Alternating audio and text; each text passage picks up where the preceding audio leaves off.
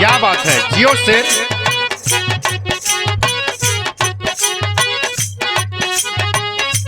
बाप बहादुर हुआ।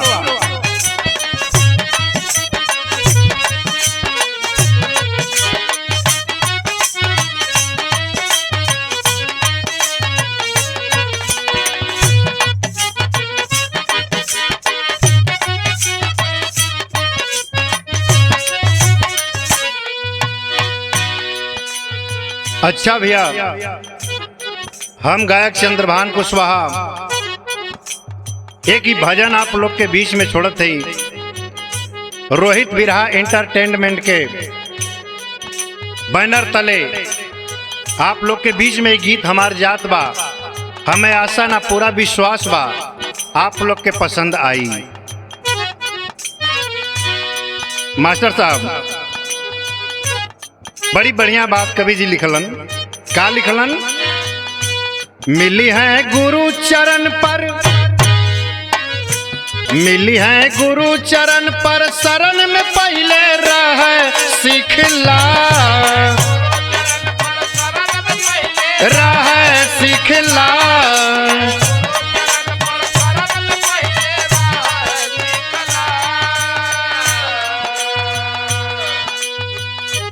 केहू के कुछऊ, केहू के कुछऊ जन कहा, खाली सह सिखला,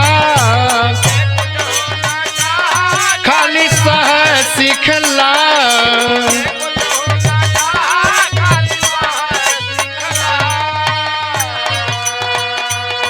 कवि जी बड़ा बढ़िया लाइन लिखत हुआ, अंतरा का लाइन है।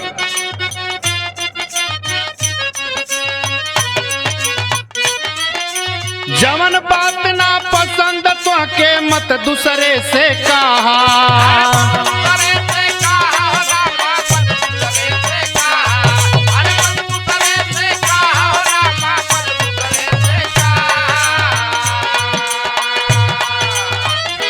मान किए सम्मान मिली बस रहन बना के रहा,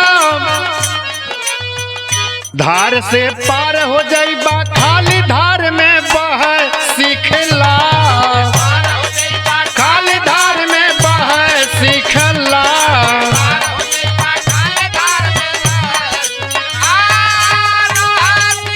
अरे जियो बहादुर जियो।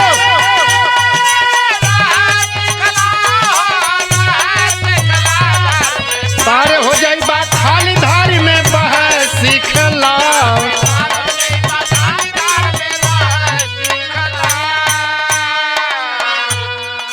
खाली धार से पार हो जाइबा, खाली धार में बह सीखला।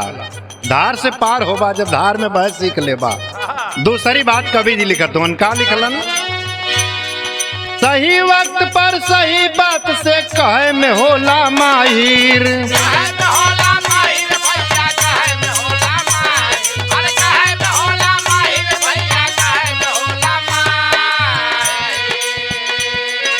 कीर्ति ओकर दुनिया में खुद ही होले जाहिर। मुंह से बात निकले, मुंह से बात निकले से पहले तू कहे सिखला, तू कहे सिखला।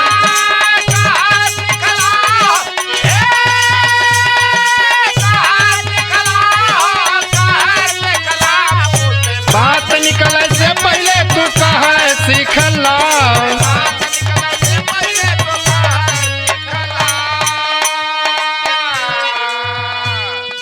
सदगुरु स्वामी दीन बंधु के आगे झुकी है माथे,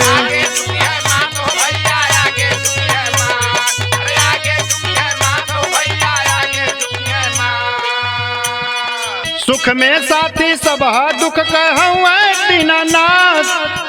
बाद में हाथ पकड़िया, बाद में हाथ पकड़िया, पहले बाह के गहे सिखला, पहले बाह के गहे सिखला। अरे जिया बहादुर हुआ। पहले बाह के गहे सिखला।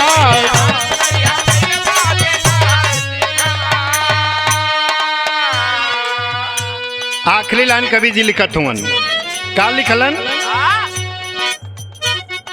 कुलिया कपड़ा बचा के रखिया बात यो बर्तन साफ